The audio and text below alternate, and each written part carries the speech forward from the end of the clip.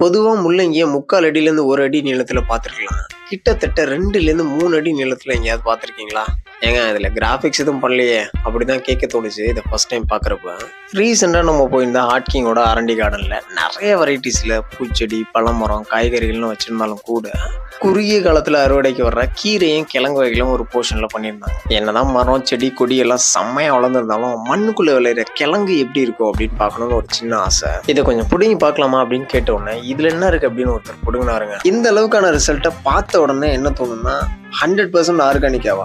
சான்ஸே இல்லை. கெமிக்கல்ஸ் ஏதாவது யூஸ் பண்ணியிருப்பாங்க, ஹைபிரிட் சீடாக இருக்கும், அதான் இந்த அளவுக்கு வளருது அப்படிலாம் சொல்கிறவங்களுக்கு அவங்க என்ன சொல்கிறாங்கன்னா, நாட்டு விதையோ ஹைபிரிட் விதையோ உங்களுக்கு பிடிச்ச மாதிரி மரம், செடி, கொடின்னு நீங்கள் என்ன வேணால் எடுத்துக்கோங்க. ஒரு செடி நல்லா வளர்கிறதுக்கு என்னென்னலாம் தேவை, எப்படி தேவை, எவ்வளோ தேவை அப்படின்ற ஃபார்முலாஸ் இருக்க எங்கள் ப்ராடக்டை ஒரு வாட்டி வாங்கி எக்ஸ்ப்ளோர் பண்ணி பாருங்கள். அப்புறம் சொல்லுங்கள் ஆர்கானிக்காக முடியுமா முடியாதான்னு.